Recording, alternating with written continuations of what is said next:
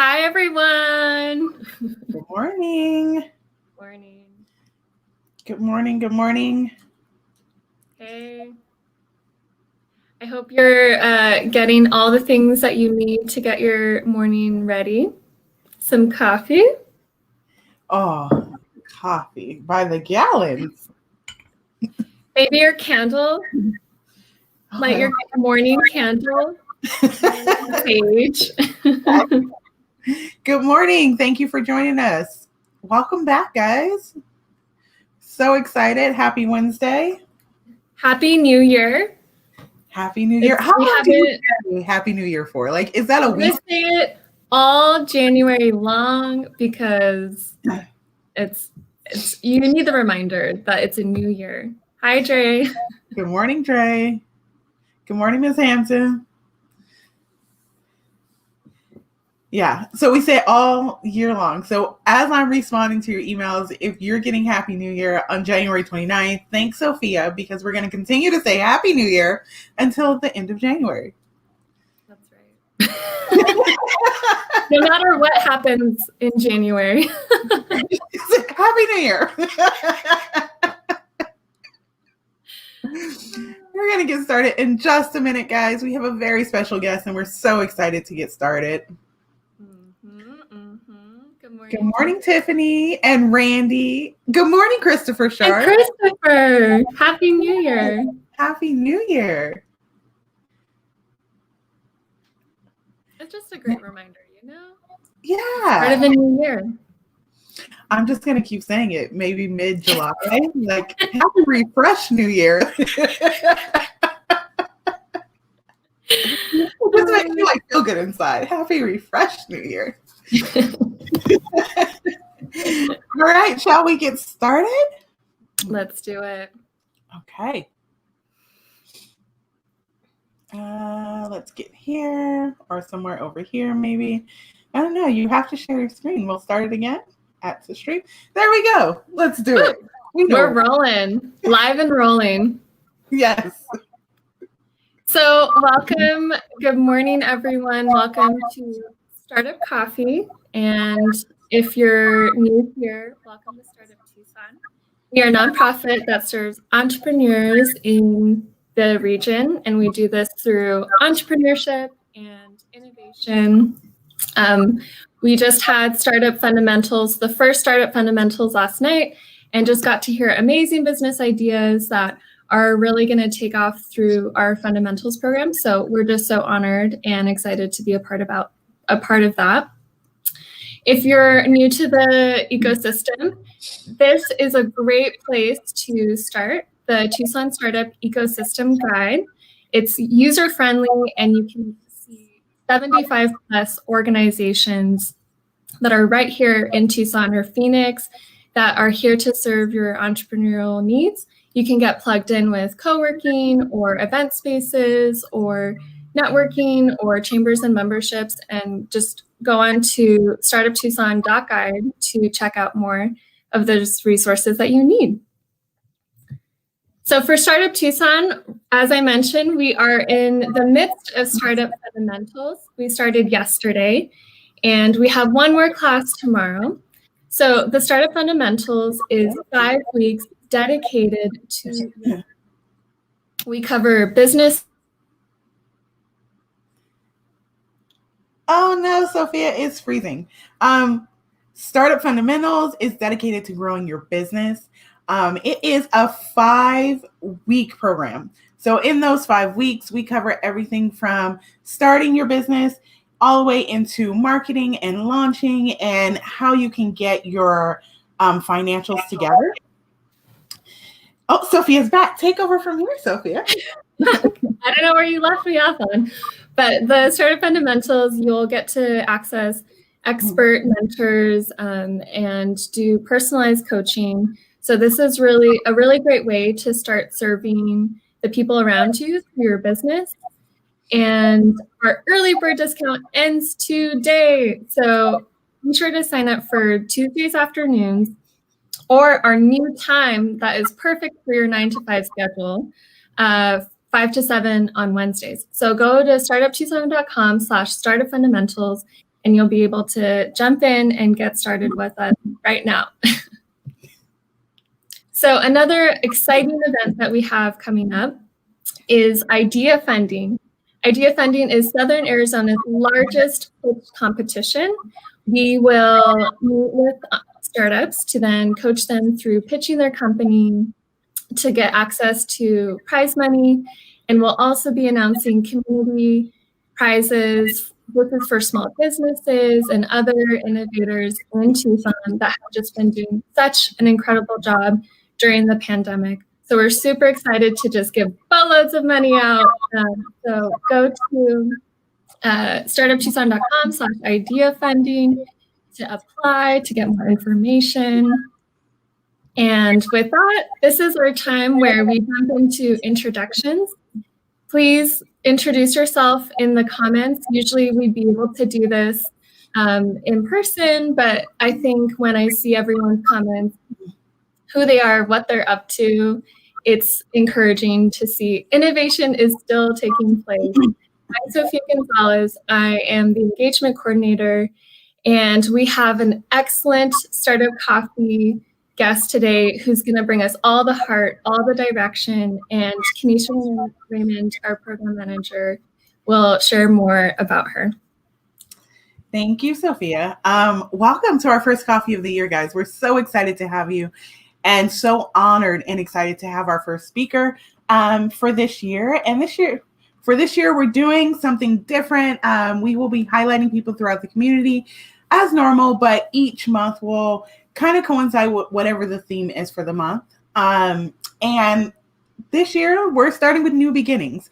And so today we're bringing on Desiree Cook. She's a founder and executive director of IMU 360, a nonprofit that serves the most vulnerable through holistic, unique, and innovative approaches to remove the Band-Aid on the national and local issues. So please help me welcome Desiree Cook. Hi, Miss Desiree.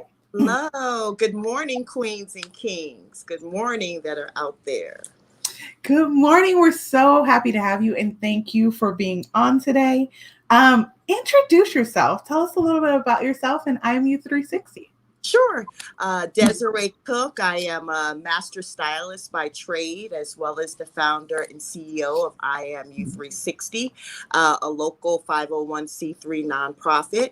I've been married for 18 years. I have 7 gifts, 6 daughters and 1 son, and 6 grandchildren. I'm originally from Brooklyn, New York, and I've been in Tucson for 18 years.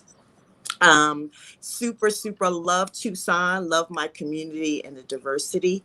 And IMU 360 has been my baby for 6 years. It's my 8th child, I call it, literally. And we've been rocking and rolling since 2014. Wow. I feel like 6 years is a long span of time. We normally say you see a difference in your business in 2 years, but 6 years is a nice long span of time. Tell me why you started IMU 360 and tell us about IMU 360. Sure. So I started IMU 360. It was very personal for me. As my life experience, as many know. I battled drug addiction, low self-esteem, and incarceration. And during my struggles, 4 of my children were placed in foster care. And I always remembered their appearance when I would have my visits. And then when I had my opportunity to be gifted my second life, so to speak, and being in my community, I started seeing the same situation where children in foster care, our most vulnerable youth, were looking like their circumstance. And the beginning ideas of it was just to serve girls and making sure they have those feel-good items and the human basic need of all ethnicities as well as ages. And then it just continued to grow, and including boys. So IMU 360 does provide full-size hygiene according to gender, age, and ethnicity. We also refill each bag every 6 weeks to continue that healthy personal care routine. That does serve the outer. Personal appearance is huge in how you see yourself and loving yourself and feel good about yourself.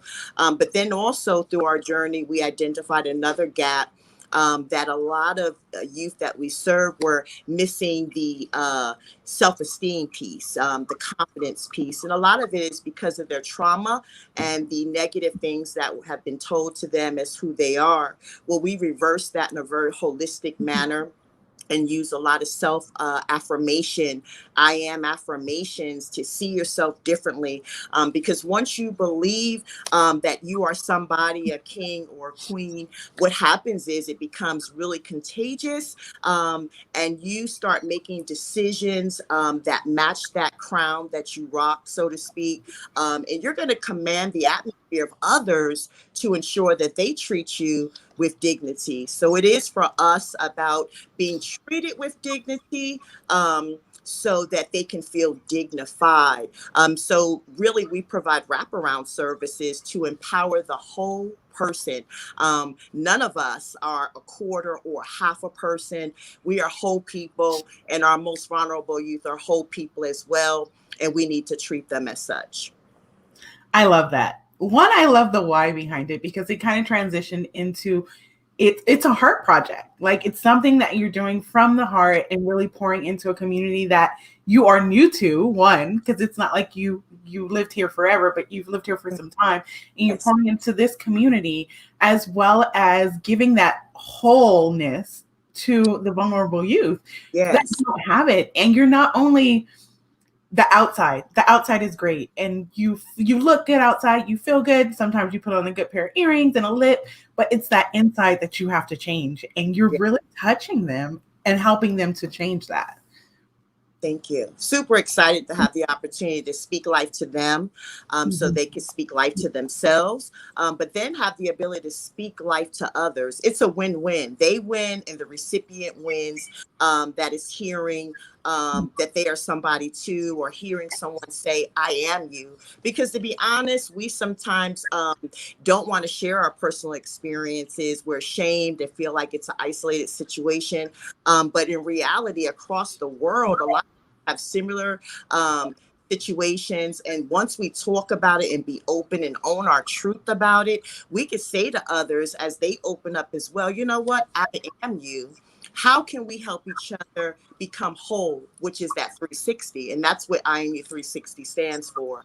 And just owning your truth and wanting to be better, so others around you, commanding your atmosphere, can be better. Yes. Well, not having a background in business, because you don't. How did you bring this together? And it is a nonprofit, which I believe is harder to start than a regular business. Tell me more about that journey and how that came together. Sure. Like I said, bouncing off some ideas. It was November. I'll never forget, in the evening of November 2013, when IMU 360 was really birthed, knowing nothing, as you said, about nonprofit. And so immediately on that night, I started doing research. What is a nonprofit? And burning the midnight oil, literally just writing. I'm the type of person I read. I have to write it so that I could comprehend. So a lot of it was self-taught.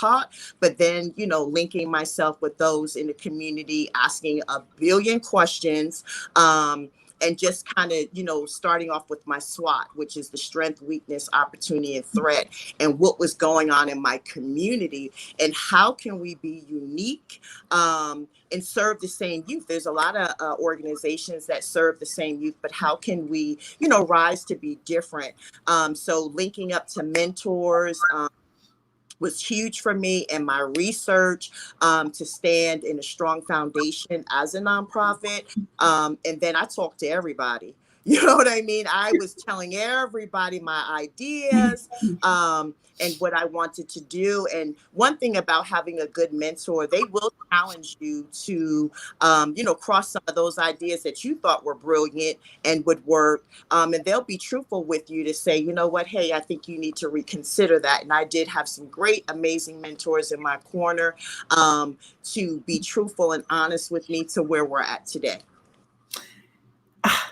So mentors, let's get into mentors, because there was so much in there that I want to unpack. But let's get into mentors, because this is Mentor Month, and you are a mentor. And I want to know what mentors stood out and really helped you get to the next level and told you no when you didn't want to hear it and kind of got it together for you and you were able to kind of carry that out? And then when they told you no, what did you do?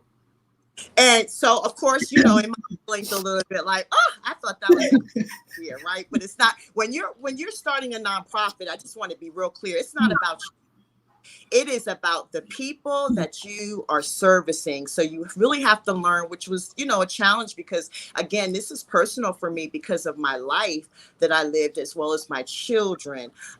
So, one of the challenges was, how are you going to be consistent? Is it just a one-time fix for those that you're serving? Or how is it going to be a continuous form of empowerment to build relationships with those that you serve? So that took some going back to the drawing board, so to speak, because giving somebody a hygiene bag is great one time. Right? It's a bag of confidence. It does serve your immediate needs, even more so now with COVID. But how are you going to implement that with that really changes the dynamic of their life, whether it be school, whether it be gainful employment, and all those different and feeling good about yourself, right? Hygiene is very therapeutic. It's a form of cleansing yourself. It's that self time to spend with self only, and really, feeling good about yourself ultimately from head to toe. So that was the challenge. What are you going to do? And so that's where the hygiene dispensary came into play, where we decided to refill every 6 weeks so that we're in contact with those that we serve on a personal level, because we do believe in it goes from the volunteer or the staff's hands to the person who we're serving's hands for the most part, so that we could personalize that, let them know that they are valuable. I love that. Now, in this, you have become a mentor, correct? You're getting into the mentoring space and you're going to tell people no and all the things. Yes. Okay. So, I have to be honest. I'm only, learning for what was taught to me. And again, I truly thank my mentors. And, kind of, how do you say it? Well-rounding the work that we're doing. And you got to stay focused. You have to stay in your scope because, everybody really kind of wants to save the world, so to speak, in a nonprofit mindset. But you have to streamline things and kind of stay in your lane, right? And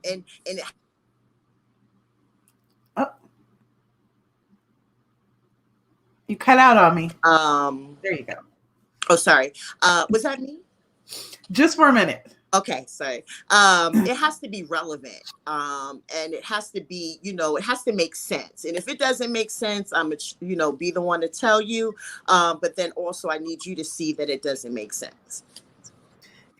Yes, it's I need you to see that it doesn't make sense. That part. Let's talk more about the mission of IMU 360 and how the community and your team, because you have an amazing team. So let's talk about how they support you and how you guys kind of bring this to life. Sure. So our mission is plant seeds of hope and watch our youth grow and become fruitful. It is such a short mission statement, but it's so powerful because there's so many ways that we can empower our youth so that they can grow and then in turn become fruitful, right? And be able to reach back and pay it forward. So with the staff that I have, whether it be my youth staff that I'm mentoring, as well as engaging in life skill development, as well as my board, who is, my right-hand queen, so to speak, to make this thing go in the manner that it has been. Everybody does their part so that you can have a strong foundation. But just to talk about my tribe, I call them my Queen Tribe, which are youth who have come from different circumstance, whether it be low self-esteem, foster care, adoption, a lot of trauma. They come into our space and we have created a safe place for them where they're able to be true to themselves. They don't have to be anybody but who they are, right? Because that is such a core foundation, be true to you. But then being able to help develop trust. Trust is key to those that you serve, and letting them know that they are valuable, and then taking all their gifts, because self-awareness is key, helping them see themselves as assets. We all have strengths and weaknesses. And then once you're muted. There you go. You're back. Okay. Once you identify those strengths, you take those strengths with the youth that you work with, and then you put them to work, so to speak, in whatever that work may be. It has been to see them grow and blossom, and, speak their truth, and, give tours to the community where once upon a time they didn't have the ability to public speak in any, forum. It has just been, and that's my go, right? They make me go, because it's about them. And then all the other youth that, we serve, whether we're their invisible cheerleader or not, some that know us personally and some that don't.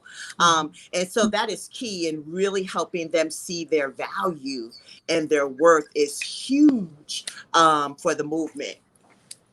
So not only are you giving them the bags, but you also have your mentoring program where they're kind of learning life skills and business skills and things like that throughout the process.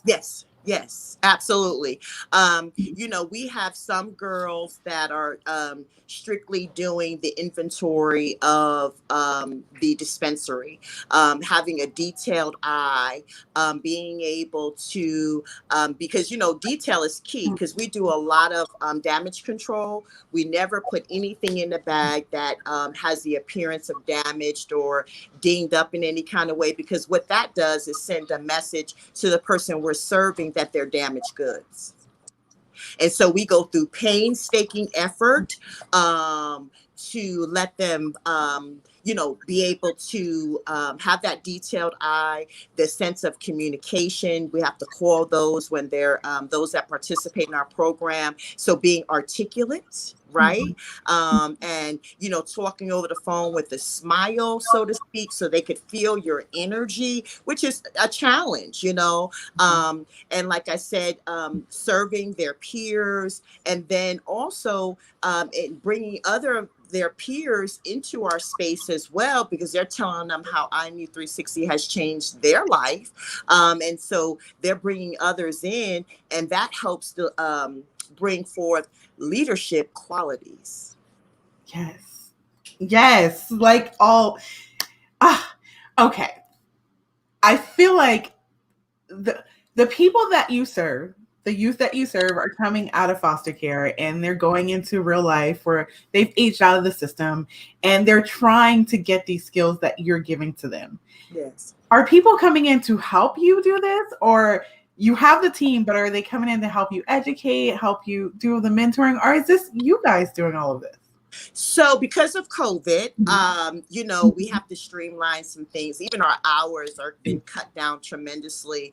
When we get in, do what we have to do, and get out, so that we're, safe and less public interaction, I would say.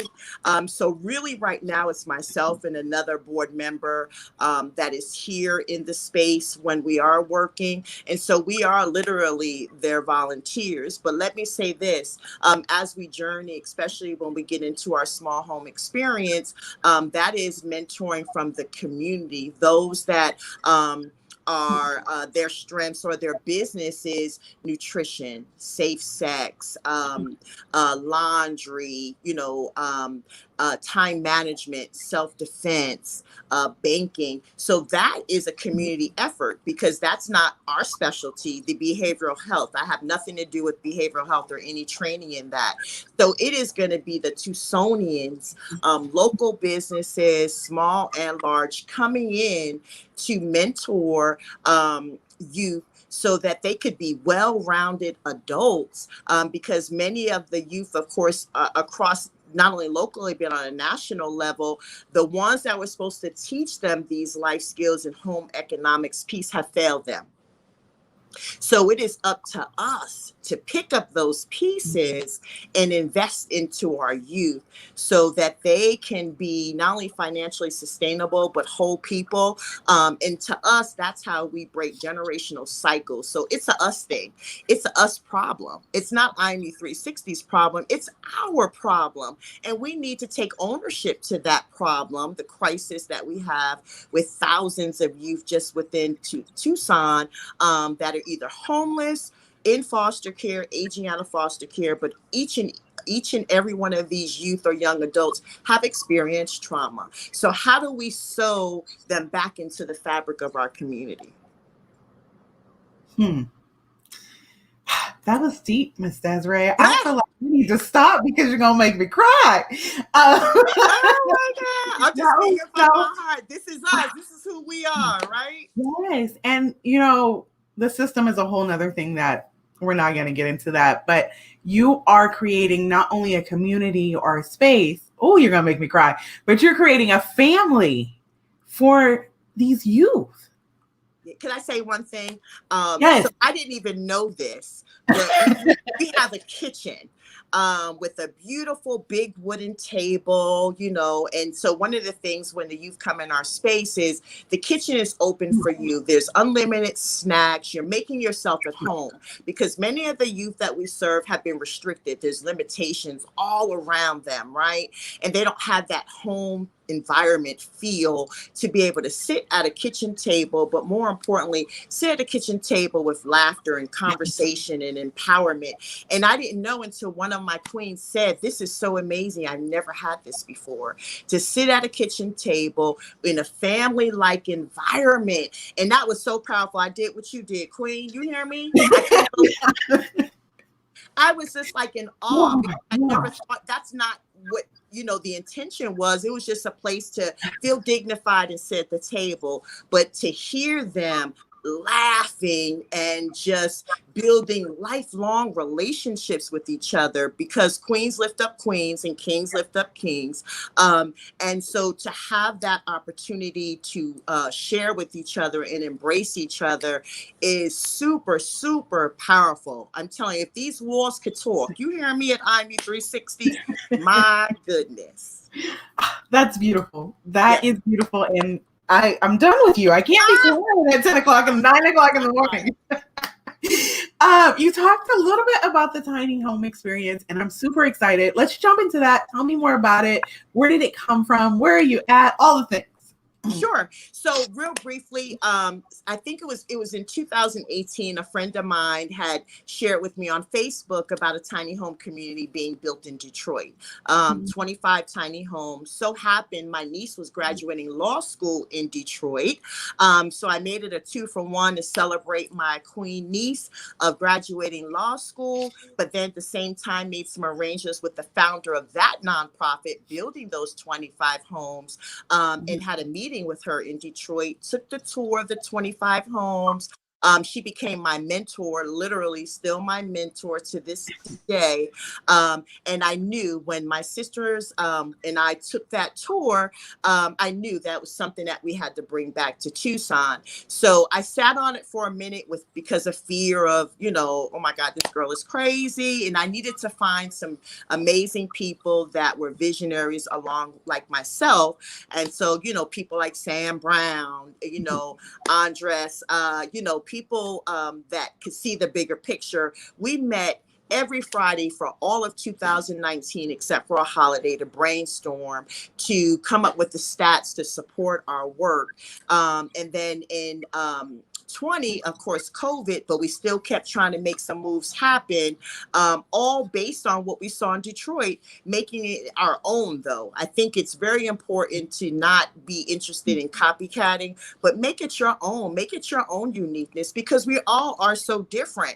And so we wanted to make it very unique and at the same time create change here in Tucson.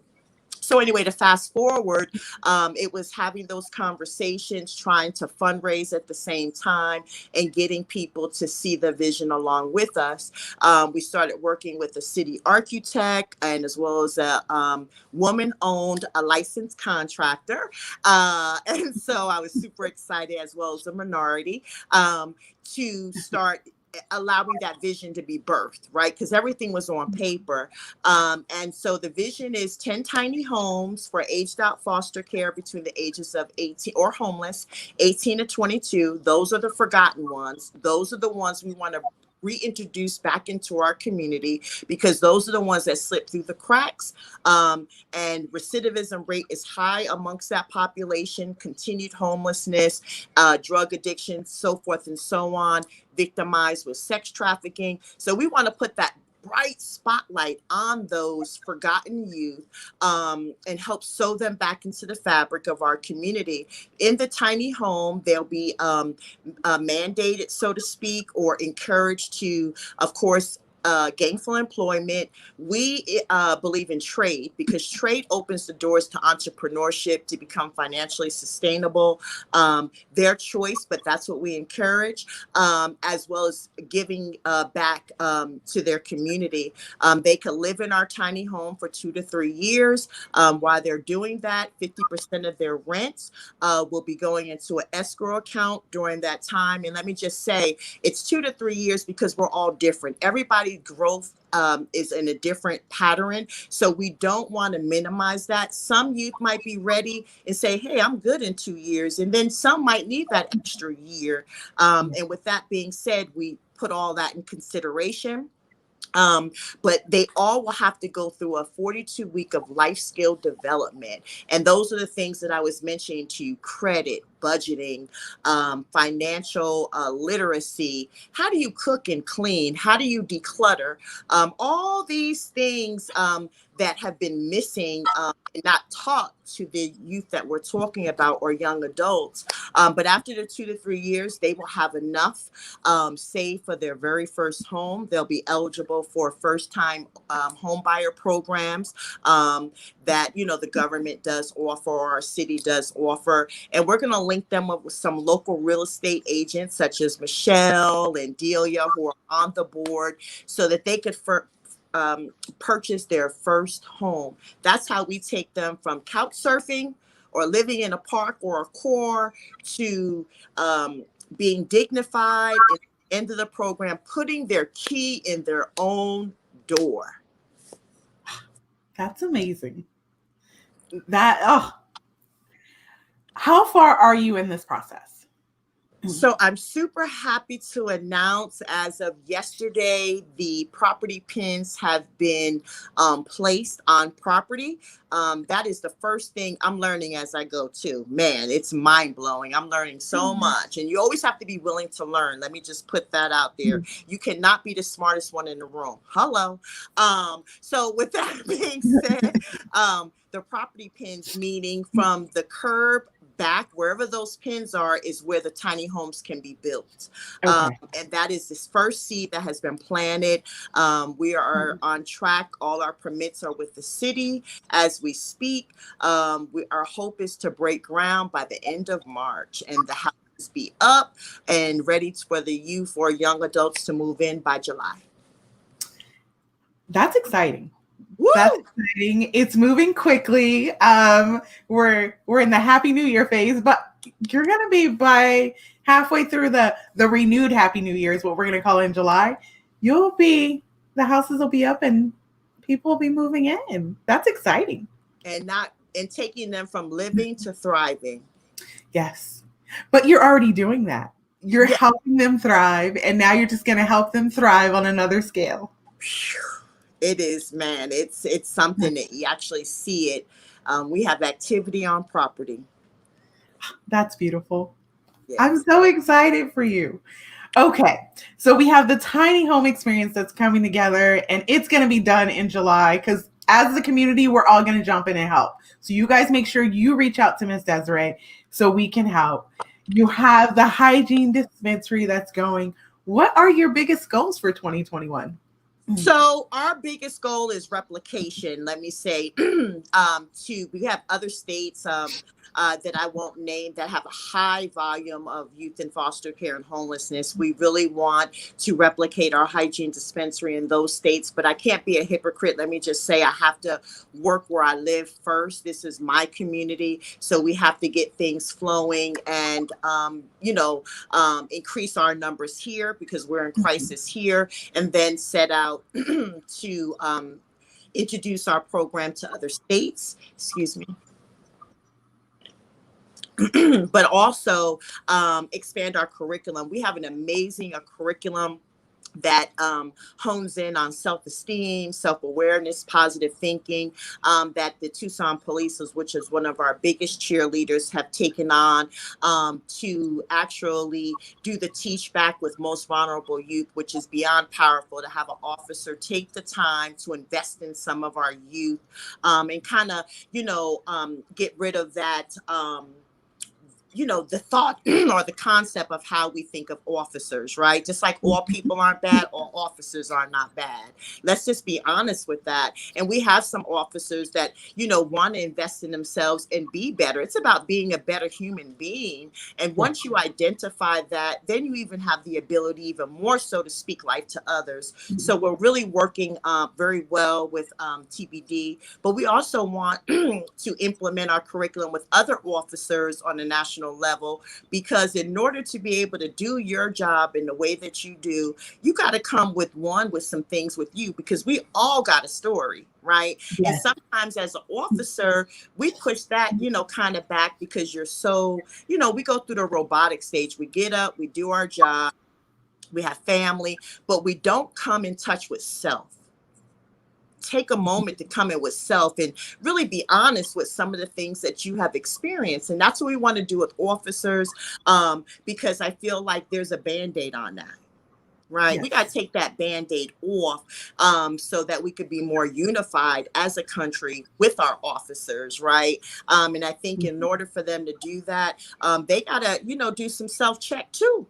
And so that is the biggest, one of the biggest goals, I should say, and really spreading that movement out outside of even Arizona. And then, of course, the small home experience. Yes. And seeing that. Oh my goodness, seeing those, young adults move in and giving a second lease on life. And again, being able to break those generational cycles that hover over so many of us. And again, create generational change. That is so powerful. And so we hope, whether it be in 21 or 22, that we also could replicate this small home experience outside of our, immediate community. So everything is really for us about replication. Let's plant more seeds, right? And so those seeds could be watered and nurtured, and an opportunity to shine light on them, because they have been in darkness. We got to be honest. Let's call it what it is. So many of these youth and young adults have been in darkness, and no one has given them the feel good of looking them in their eyes and being very intentional and strategic and letting them know that there's somebody. So that's the message that we want to send on a local and national level. That human connection, connecting on a human level is so important. I talk about it a lot within my group. Is people are human beings first. And if we can't connect with them on a human level, whether they're our most vulnerable youth or they're police officers, have that connection on a human level, because you can change someone's life in that moment. Mm-hmm. Absolutely. Absolutely. And that's what it should be all about, right? I feel like if you don't own that, in what you just said, Queen, that we have cheated. We're cheating, because you win just as well as the person that you're humanizing, so to speak, wins. And so that is such a feel good. I will always embody and embrace that feeling. If you could bottle it up, you know what I'm saying? And just take that with you everywhere you go. But you have the memory, and it's so euphoric. And so if we all set out to empower others, in whether it be a smile, one word, a sentence, a paragraph, or a story, right? How Yeah. we can change people and they'll never forget you for the rest of their life. Wow. What advice would you guys drop your questions, because we're going to start taking questions in a minute. But what advice would you give to someone who's just starting out on their journey, whether it's in nonprofit, whether they're starting a business, whether they're trying to change the world and make an impression? What advice would you give them? So despite naysayers and doors closing in your face, I can't, I could tell you the countless doors slammed in our face. You got to keep going. If you believe it, then that's enough. You're enough. Right. And, get all the information that you need to stand on whatever it is that you're trying to do, which is very important. Your stats, come up with your name, let it be birthed. Right. And I'm a firm believer in writing it down because then you can start checking things off as they start happening. Right. Come up with the name, talk about it, right, as if it's happening. Yeah. And that is putting it in the atmosphere so that it could be, birthed in magnitude, so to speak, and start having those conversations, ask questions, but please do not let anybody deter you, because you don't know what place they're trying to deter you and the why. So you got to just stand firm and solid, and do what you do, and do it with your head up, chest out. And, if you're not a visionary, I suggest that you learn how to be a visionary and read up on what that looks like so that you can see what it is that you want to be. You have the ability to see yourself in that building. You have the ability to see yourself serving those that you want to serve. You have to see it. And that's probably the best advice that I can give, seeing yourself on the other side of service. Well, this has been an amazing time. We're going to open it up for questions. Sophia's going to jump back in, and I know she has some questions. And then if you guys have questions, drop them below in the chat over there. I don't know where it is. Just drop them in the chat. We see them. We'll start grabbing questions. And then I'm going to add Sophia and get her in here. Let's see. There she goes. Okay. Great. Those are some really good words, and we're excited to see the questions kind of come through. I'll start with, let's see. Why don't you answer Dre Thompson's question? Hey, Dre. How can the community support you?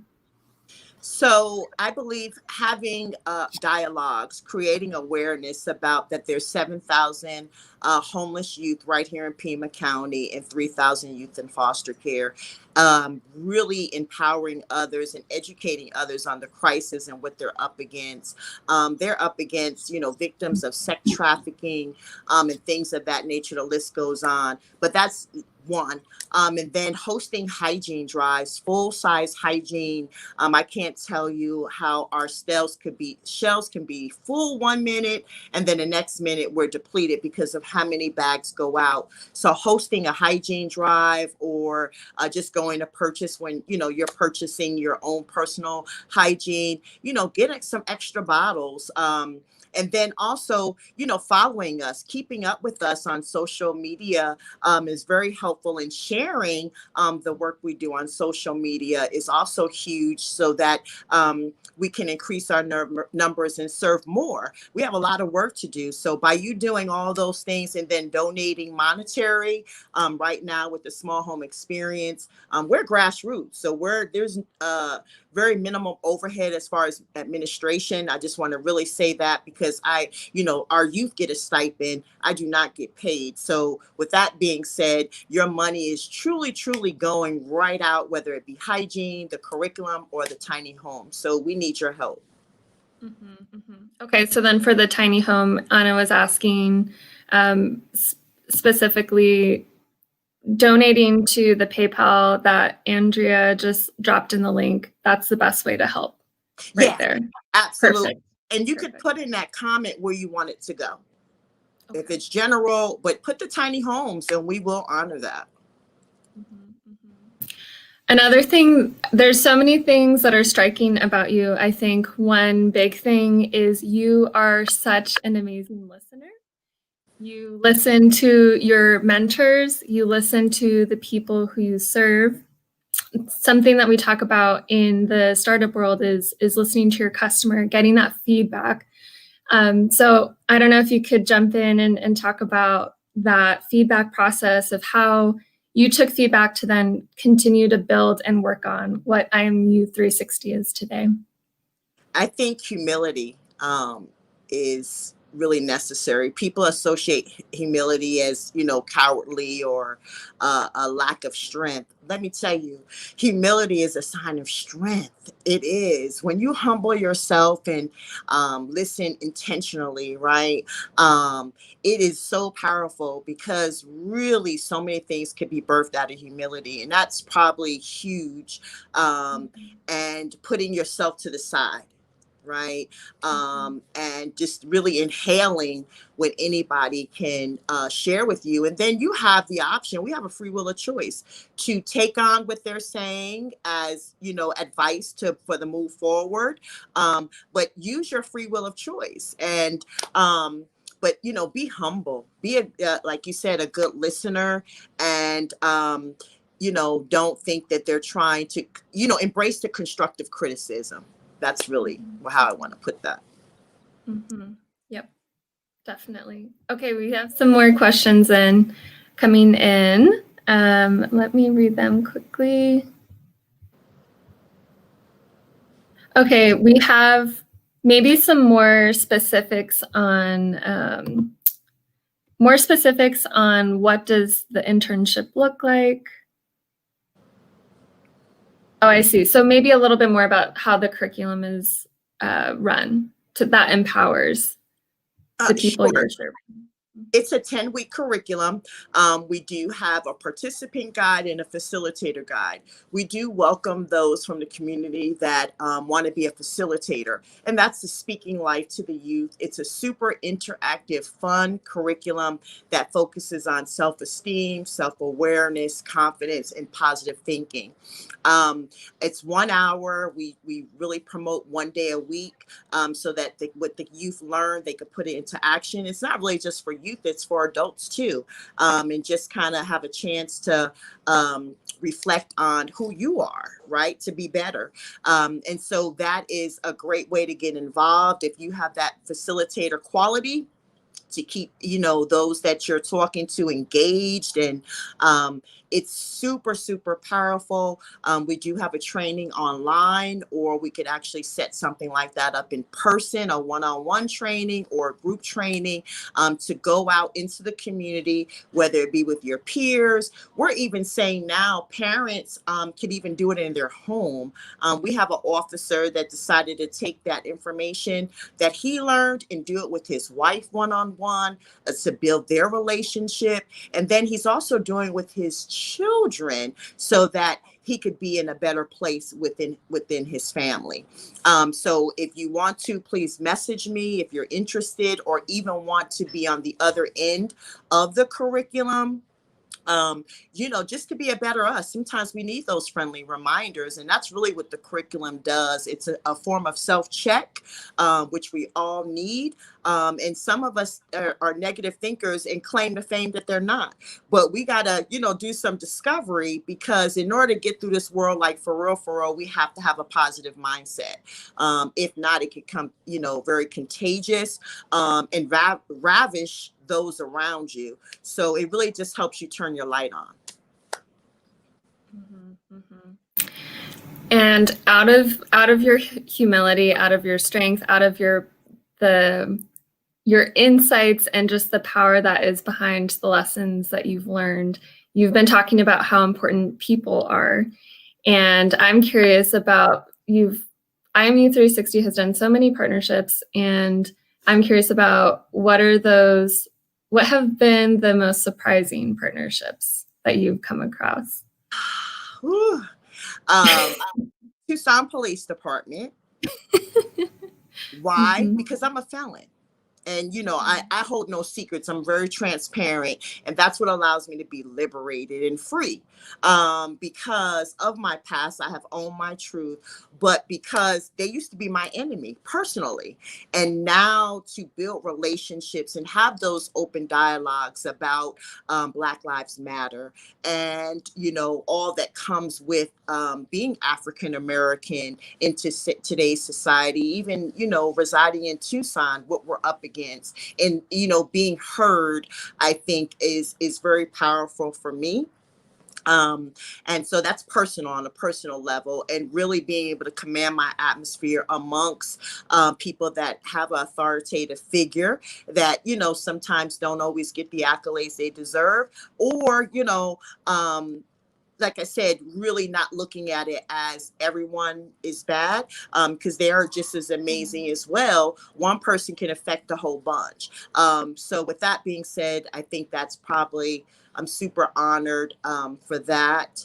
And then also I want to say Mike Rowe. The partnership with Mike Rowe, I could break down in tears really, because someone on the outside looking in, looking for people that are doing good in our country, and to choose little old IMU 360 grassroots organization that started in my living room, and to see the value of our work, that stamp of approval was very powerful for me. Because we struggle, we're doing amazing things, but there's so many people that don't think or respect the fact that we're doing amazing things. So for me, it was personal, but it also gave us the ability to grow as an organization. Yep. And you do it so amazingly. Yeah. Oh, can I jump in here for just a second? Your partnership with the Tucson Police Department. Thank you. Because for the youth, especially our minority youth, it changes the narrative. They're not scared anymore. They're making connections on such a deeper level, and I have to stop now, but thank you. Thank you, Queen. Thank you. You're welcome.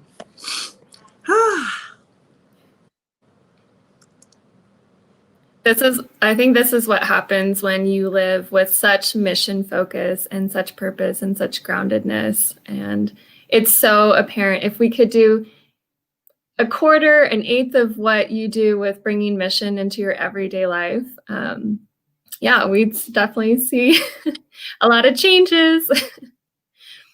Thank you. Yeah.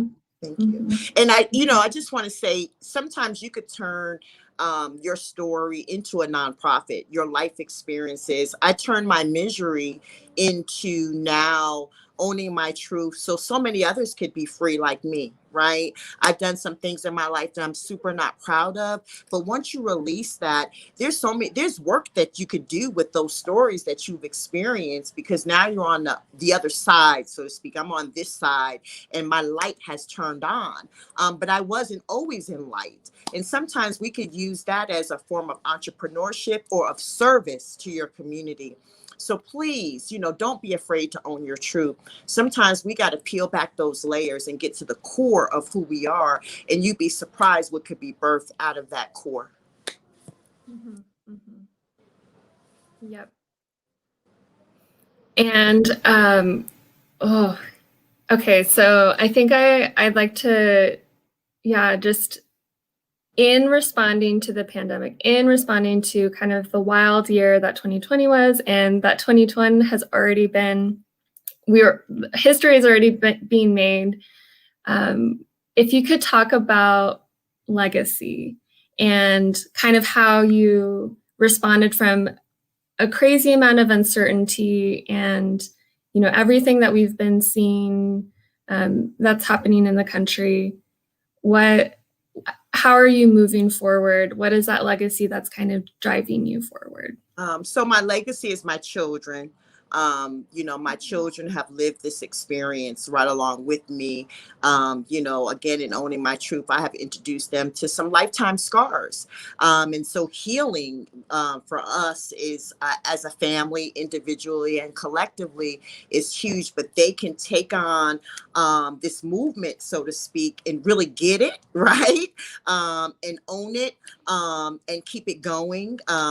And that's super huge. But then even with COVID, you know, we had to figure out a way to stay relevant and innovative with, you know, our main program, which is hygiene. So we had to, you know, add masks, which costs more. We added, you know, hand sanitizer and hand soap, because I didn't say it. The CDC said hygiene is directly related against fighting the invisible enemy.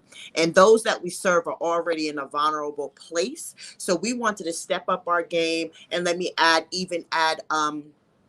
wipes, baby wipes or wet washcloths. So those that don't have access to water can still feel dignified and use those items, and have their human basic needs filled, so to speak. So, you know, it was a challenge, and how are we going to do that? So the board and I, you know, dug deep on that. And so to ensure that they have a fair fight against COVID-19. And then, you know, now with the houses, you talk about stay in. Well, what is stay in for those that are vulnerable? Mm-hmm.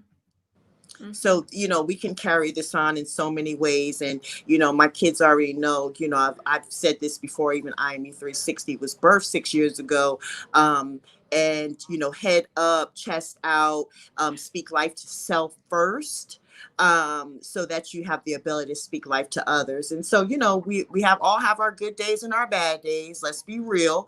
And so, but you pick yourself right back up, and you put your crown back on your head, and you honor that mission and vision in life. Mm-hmm. Mm-hmm. Yeah. I'm super thankful for the ways that you've been affirmed, because now you're just shining and you're inviting other people into that. And wow, like imagine if no one had invested in you, we wouldn't get to see this incredible work that you're doing. Your family's, your legacy for your family doesn't just impact your family, it also impacts Tucson. And I think it's going to impact, you know, all the places that you set up versions of IMU 360 in. So that's amazing. Thank you. Thank you so much. Thank you so much for being here today. You have touched me. I think you have touched everyone that was listening in today. Tell us how we can find you, how we can help, what you need over these next couple of months. I am here. I will sign up to facilitate whatever. You just let me know. I'll be there. Okay. But how can we find you? When can we donate? All the things. So our website is very informative. Please, you know, go through our website for each tab to really see who we are and get a better understanding of what we represent. It's imu360.org. Tell other people to visit our website as well. Follow us, like I said, on Instagram, where I_you_360 on Instagram, and just IMU360 on Facebook. You can even schedule tours. It's so powerful to have the youth now giving tours of our space. We have we don't have a big space, but we have an amazing way that we operate and service our community. And so a lot goes on here. The hours of operation are Monday, Wednesday, and Friday from 9 to 12. We'd be honored. We do, I have OCD, y'all, so I'm extra with, you know, making sure things are sanitized. You know, my tribe knows as well. We are masked up here as well. We could even take your temperature and all that good stuff. But we would like to show you what we're doing. And then when you come for the tour, you can also see the land, because the land is right next to our building, and where that vision of the small home experience will come to life. So when you see it, you can actually kind of wrap your brain around what's starting to happen now, and what that'll look like by July. Really, those are the ways, but really, let's talk about it. There's 7,000 homeless youth in Pima County and 3,000 in foster care. And those numbers are increasing because of COVID. Mental health, drug addiction is increasing. Homelessness is increasing. We have more families living in their cars than ever before, or living from pillar to post and in hotels. This is real. And so we want to put the spotlight on that realism of those that are vulnerable. And so we cannot have a closed eye to what's going on here in Tucson. And we just ask that you have your eyes wide open. That to us is a form of support. Perfect. Well, thank you again, Sophia. You want to take it from here? Yep. Thank you, Desiree. Make sure you're following, make sure you're donating, Yes. and just get more involved there. Right now, I want to quickly end on idea funding. So that's coming up April 15th.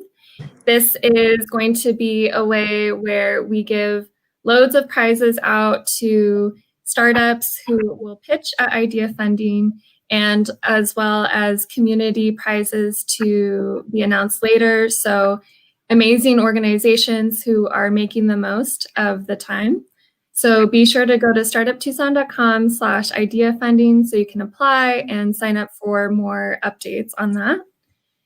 And then we also have our Startup Tucson Food Accelerator. And this is for food producers and agricultural businesses. We're going to be launching an online platform with Visit Tucson sometime around May, early summer. And we'll be coaching existing agricultural and food businesses onto their own e-commerce websites. And then in fall, we'll be announcing the Startup Tucson Food Accelerator. And that is all we have for you for Startup Coffee this morning. I hope you're very inspired to continue your day with heart and direction. Thank you so much, Desiree, for being here. I really appreciated having you. Queen, so much. Thank you for those that have donated and who have participated and been on today. I just want to thank you. Thank you. Bye, everyone. Bye, guys. We'll see you next time.